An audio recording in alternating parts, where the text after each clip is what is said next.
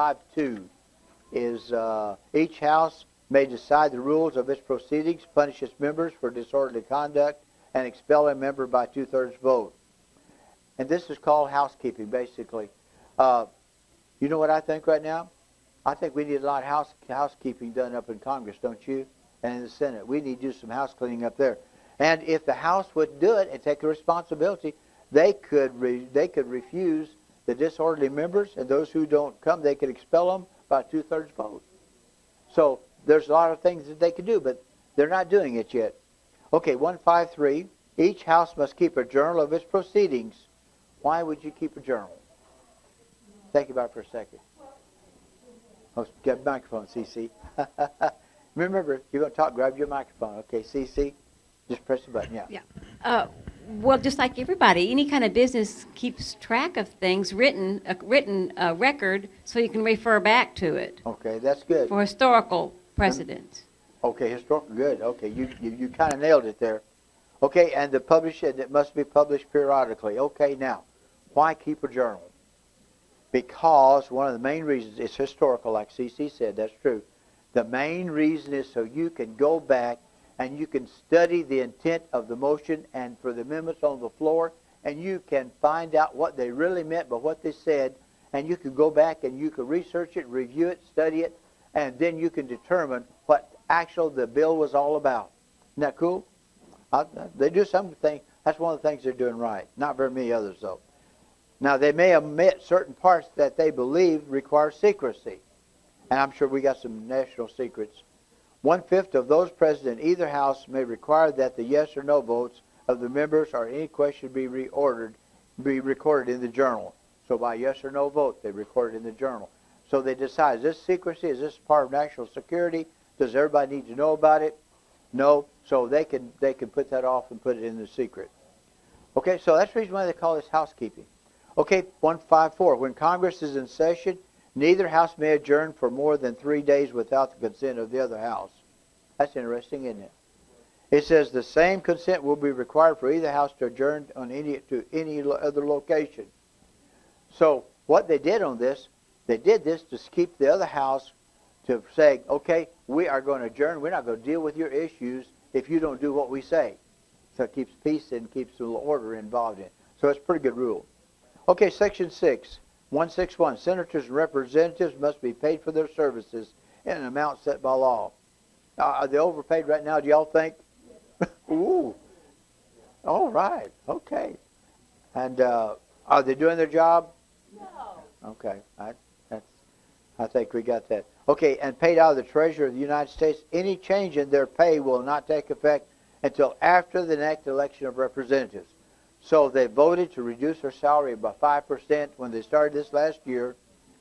Did their salary get reduced this year, these 2 years? No. It goes into effect the next time they go into office. 2 years. So it's 2 years before they get the reduction.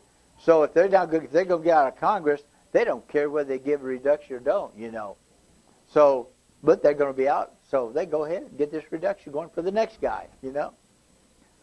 Pretty nice. Okay, 162. They may not be arrested while they are attending a session in their respective houses. Why can you not be arrested in Washington, D.C.? Washington, D.C. is not right. Washington, D.C. is a incorporated 10-mile square. By the way, Virginia pulled out of it, so it's not exactly 10 miles. But Virginia pulled their part out back to the Potomac River. But in that section up there, the Congress is the president, the vice president.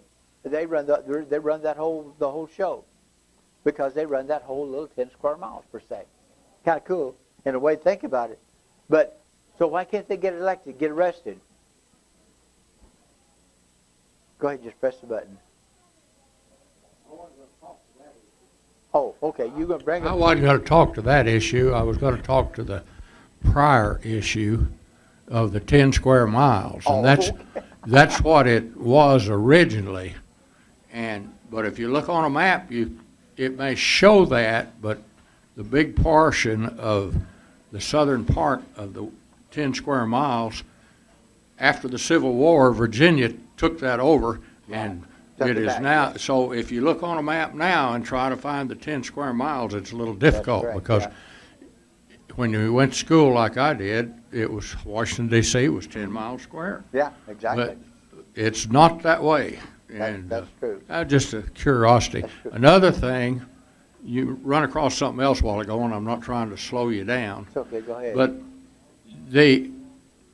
having the each house in session and they can't adjourn without the other one. Mm-hmm.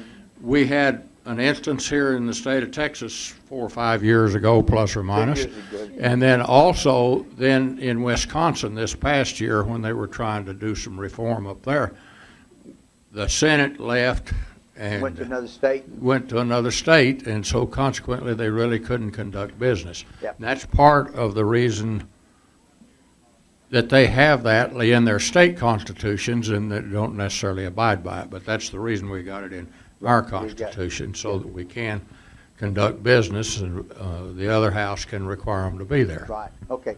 Also along with that, they may not be arrested while they're attending a session of their respective houses or while they're going to or returning from a session, except for, but there's an exception to it, if they get them on treason, they can arrest them anywhere they want to, a felony or disturbing the peace.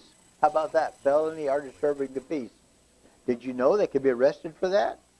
A felony? Sure. And disturbing the peace.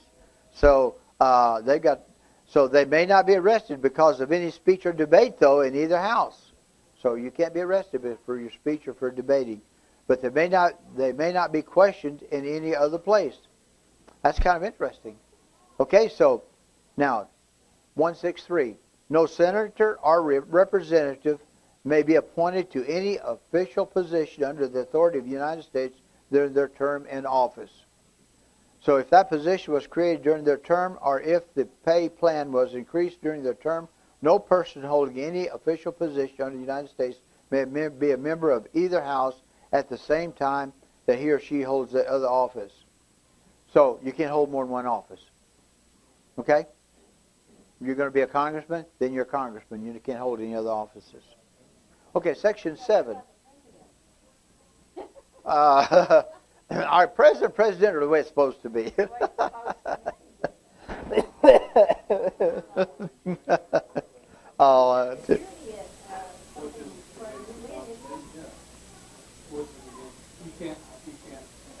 Okay.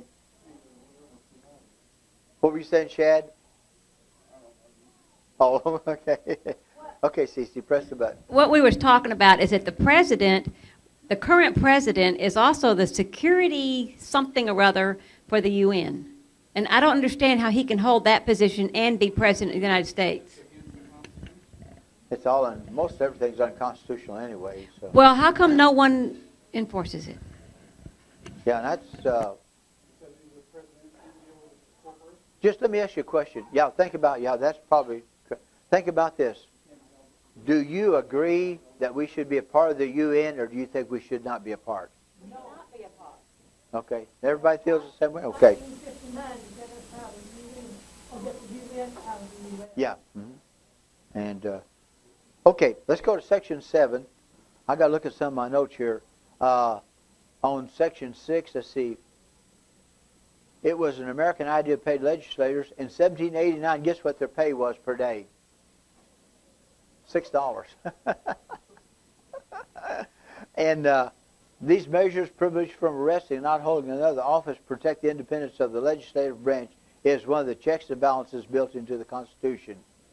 And so a House may expel a member, but according to a 1969 Supreme Court ruling, it cannot refuse to seat the person elected. Well, I think we just read in there they can refuse, regardless of what this Supreme Court said, because the Supreme Court does not hold more power than the Congress. They're subservient to Congress. So they can say what they want to. The Supreme Court can claim to be equal in power, but they are not. Congress has the power. Oh, yeah. Look at their website, CC. Grab your microphone.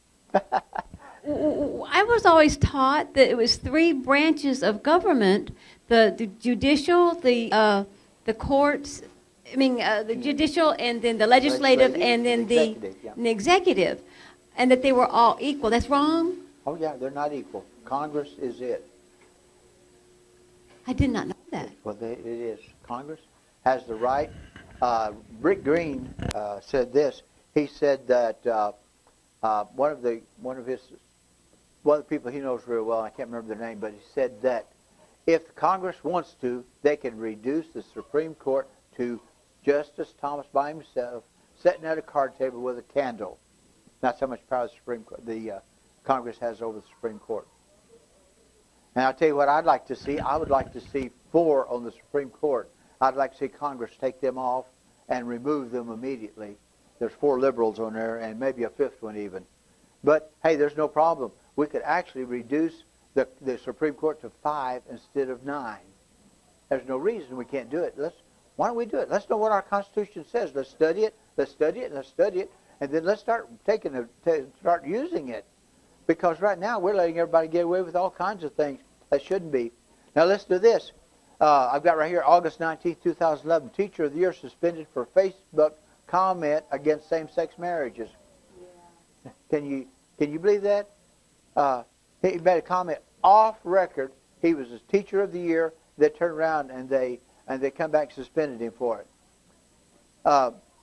Okay, let's go over to Section 7. Let me catch up my notes here, y'all, please. Okay, Section 7. Okay, every bill, I'm going to read out here. I'll just look back and forth both these, so y'all be patient with me a little bit, okay? All bills for raising money must originate in the, where? House of Representatives. Who do we send up there to take care of this business? Our representatives, right? They're supposed to represent us, right? Are they supposed to do what they want to? Are they supposed to do if somebody wants to buy them off and get them to agree to something? What if they bribe them? And we've had bribery and even our president's been guilty of bribery, just open and just clear as can be bribery, you know. And that's a constitutional offense. And that could actually get him thrown out of the presidency. Okay, so Section 7 then goes on to say, all bills for raising money must originate in the House of Representatives, but the Senate may propose or agree with amendments to these bills just as it can with other bills. Okay, that's pretty clear in that. 172, every bill which passes the House and Senate must be presented to the President of the United States before it becomes a law. If the President approves it, he or she must sign it. If not, the President must return it along with his or her objections to the House. Get the next page here.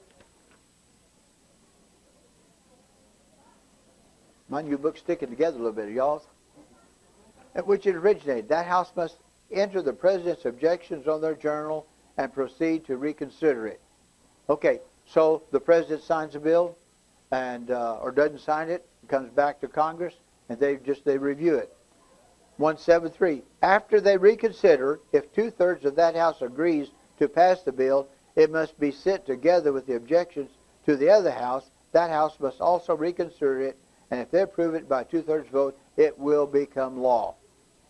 We can override everything President Obama has done if we get 2/3 vote in the Senate and 2/3 majority in the House. We have 2/3 majority in the House right now. Hopefully, our next election, we'll have 2/3 majority in the Senate, and it won't make any difference who's president. We can still straighten our country out. Now, okay, first 174. Let's see if I got notes here that needs to. No, I think we passed those notes. Okay, listen to this. If any bill shall not be returned by the President within 10 days, such as accepted, it shall have been presented to him. The same shall become a law in like manner. And if he had signed it, unless the Congress by their adjournments prevents its return, in which case it shall be a law, and it's called a pocket veto. Have y'all heard that word before? A pocket veto, which means it's like the President takes and sticks it in his pocket and walks off and leaves it, and it don't become law. It's called a pocket veto. Like it's as if he took this amendment, took this paper, stuck it in his pocket, and he went off and left it and didn't do no more about it. And in some cases, it can become law. It depends on the circumstances, I'm sure.